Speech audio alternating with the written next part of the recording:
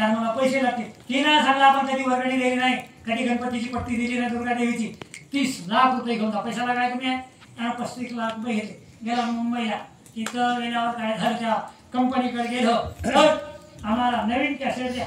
तयार झालेलं पुन्हा फोडलं नाही, बघितलं नाही, कॅसेट द्या. त्यानं बघितलं, चांगले गिराईक सापडले. त्यानं म्हणला 35 लाख रुपये, 35 लाख रुपये किंमत. त्यानं म्हणला 35 लाख नाही 40 लाख घ्या, पण द्या. त्याने काय केलं, 40 लाख रुपये घेतले.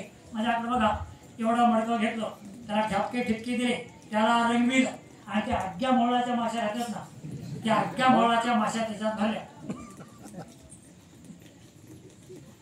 त्याला वरून पक्क बांधलं, त्याला असं आणलं. मला वाटतं तुम्हाला दृष्टांत थोडा माहिती आहे. माहिती आधी सांगायचं नाही नाही कशाला मला माहिती आहे. काय झालं दुसरा सांगितलं आपल्याकडे बरं ठीक आहे. ऐका सांगा सांगा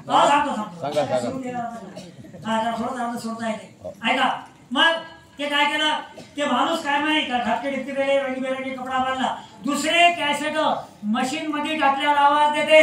हे आधीच आवाज द्यायला बघ काढला, ते माशामध्ये गुई करायला. त्यानं म्हणला वाटात कुठं फोडू नको, त्यानं म्हणला फिकिरात करू नको, माझी बायकोच फोडील. त्यांनी गावातल्या चांगल्या चांगल्या घरच्या बायाला ओळी हळदी कुंकाला, बचत गटाची अध्यक्ष सरपंचात बायको, हा बोलली मला कोण बोलीत आहे. त्यानं ते कॅसेट घेतलं, आणलं घरला. बायकोला आणला दुसरे कॅसेट बघ, कॅसेट मध्ये टाकल्यावर आवाज देते, ते आधीच आवाज द्यायला म्हणजे माय कधी किती ईशाने हा.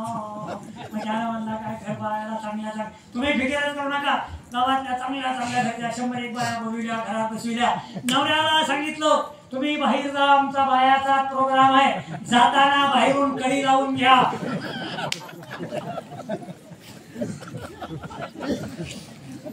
त्यानं कडी लावली. तिने काय केलं, बचत गटाच्या अध्यक्षाला बोलविलं, तिने हळद कुंकू लावलं. माशामध्ये खाकावून गेल्या होत्या. कॅसेट फोडल्यावर बाया दोळा लागल्या चिरकायला. ते बसलं होतं तिकडं माणसात, अरे ते बाया ओरडायल्या. याला म्हणला तिकडं जाऊच नका, ते बायाचाच प्रोग्राम.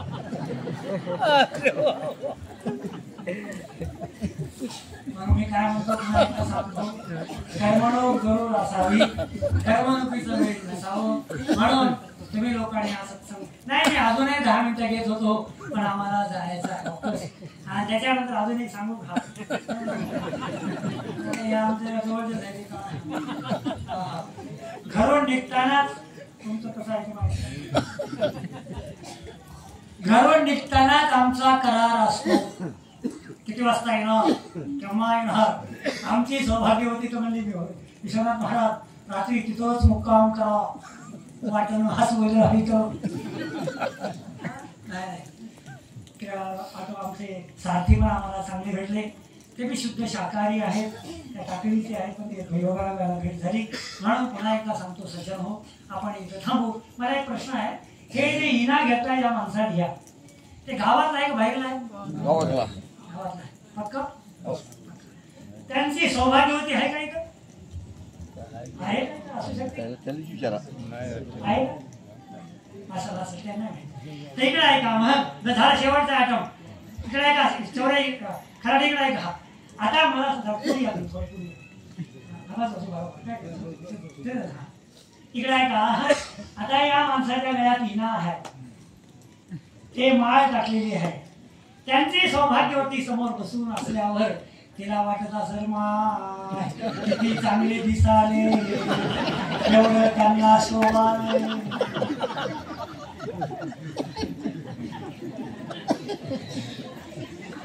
त्या बाईला किती आनंद होत असं. आता ध्यान ठेवा, तुम्ही हसलात ना, तुमच्यावर बाजू पलटती. आता मी काय करणार, मला येडा हो का? जे हसले त्यांच्यावर बाजू पलटती. बाया तुम्ही बी ध्यान ठेवा. ऐका, ज्या बाईच्या मालकाच्या गळ्यात देवाची माळ पडते ती तो बुवा भाग्यवान नाही, ती बाई भाग्यवान.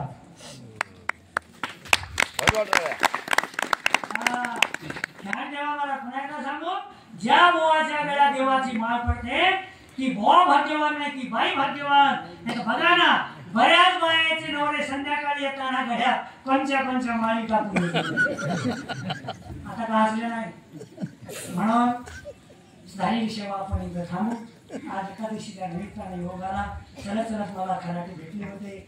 ते म्हटला तेव्हा मी महाराज तारीख द्या. दिवसाच्या आकारानं बघून तारीख दिली आणि मला वाटलं नव्हतं मला एवढी मंडळी जमेल आणि तुमचं हे सर्व बघून मी धन्य झालो. महाराजांची भेट झाली. तुम्हाला बघून धन्य झालो तर महाराजाला बघून कृतार्थ झालो. फार मोठा फरक आहे. म्हणून तुमचं हे बघून आणि अजून एक सांगतो तुमच्या गावचं वैशिष्ट्य एकाही माणसाला शांत बसा म्हणायची गरज पडली नाही. हे चांगलं लक्षण आहे. तुमचे संस्कार चांगले आहेत. म्हणून इथं आपण थांबलो.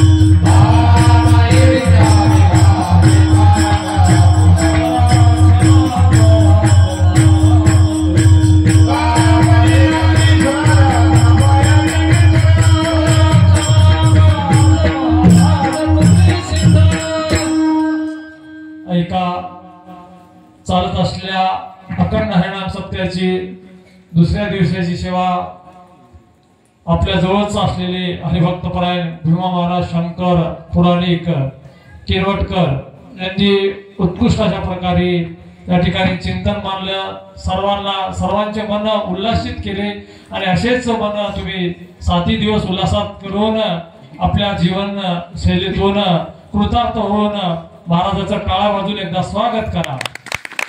आणि उद्या सकाळी नेमाप्रमाणे सकाळी काकडा भजन होईल.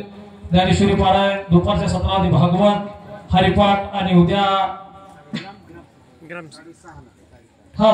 सकाळी ग्रामसफाई 6:30 वाजता ग्रामसफाईसाठी सर्वांनी यायचं आहे. आणि उद्या रात्री ठीक 8:30 वाजता हरिभक्तपरायण संजय महाराज करे आळंदी अमरापूरकर यांचं सुश्राव्य असे कीर्तन होईल. या कीर्तनाचा सर्वांनी अवश्य लाभ घ्यावा.